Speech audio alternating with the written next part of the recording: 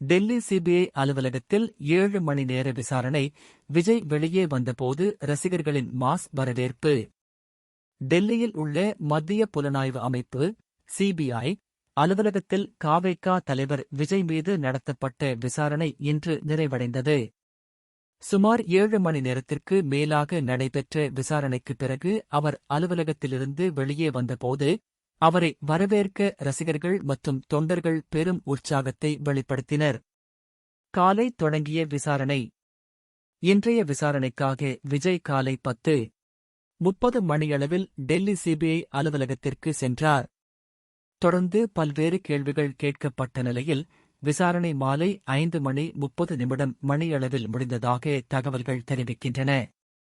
இந்த விசாரணை கரூர் கூட்ட நெரிசல் வழக்கு தொடர்பான சாட்சிய பதிவு மற்றும் வாக்குமூலம் பதிவு என கூறப்படுகிறது.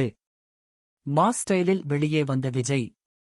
விசாரணை முடிந்த பிறகு சிபிஐ அலுவலகத்திலிருந்து வெளியே வந்த விஜயை வரவேற்க ரசிகர்கள் மலர் தூவி உற்சாக வரவேற்பு அளித்தனர்.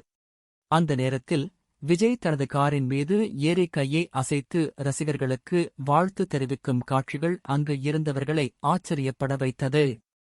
சிபிஐ அலுவலகத்திலிருந்து ஒருவர் வெளியே வரும்போது இவ்வாறான கேம்பெயின் ஸ்டைல் வரவேற்பு கிடைப்பது மிகவும் அரிது என்று அங்கிருந்தவர்கள் தெரிவித்தனர். இது 3வது விசாரணை. விஜய் இந்த வழக்கில் 3வது முறையாக விசாரணைக்கு ஆஜராகியுள்ளார். பொங்கலுக்கு முன் ஒரு முறை, பொங்கலுக்குப் பிறகு மீண்டும், தற்போது 3வது முறையாக. முதலில் சென்னை அலுவலகத்தில் விசாரணை நடத்த வேண்டும் என்று அவர் கூறியதாக தகவல்கள் இருந்தாலும் இறுதியில் டெல்லி சிபிஐ அலுவலகத்தில் விசாரணை நடத்தப்பட்டது. சிபிஐ வட்டாரங்கள் என்ன சொல்கின்றன? சிபிஐ வட்டாரங்கள் தெரிவித்த தகவலின்படி இன்றைய விசாரணையில் விஜய் கேட்கப்பட்ட ஒவ்வொரு கேள்விக்கும் தெளிவாகவும் விரிவாகவும் பதில் அளித்ததாக கூறப்படுகிறது. வாக்குமூலம் பதிவு மிகவும் ஆழமாகவும் விரிவாகவும் நடைபெற்றதாக தகவல்கள் வெளியாகியுள்ளன. ரசிகர்களின் அபூர்வ வரவேற்பு. டெல்லி சிபிஐ அலுவலகத்திற்கு பல்வேறு அரசியல் தலைவர்கள் மற்றும் முக்கிய பிரமுகர்கள் விசாரணைக்கு வருவது சாதாரணம்.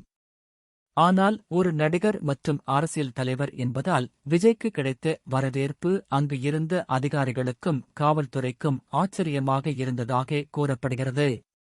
தமிழகத்திலிருந்து வந்த ரசிகர்கள் மதியம் முதலே அங்கு திரண்டிருந்ததாகவும் பின்னர் பேரிகேட் அருகில் நின்று மலர் தூவி வரவேற்றதாகவும் தெரிவிக்கப்பட்டது.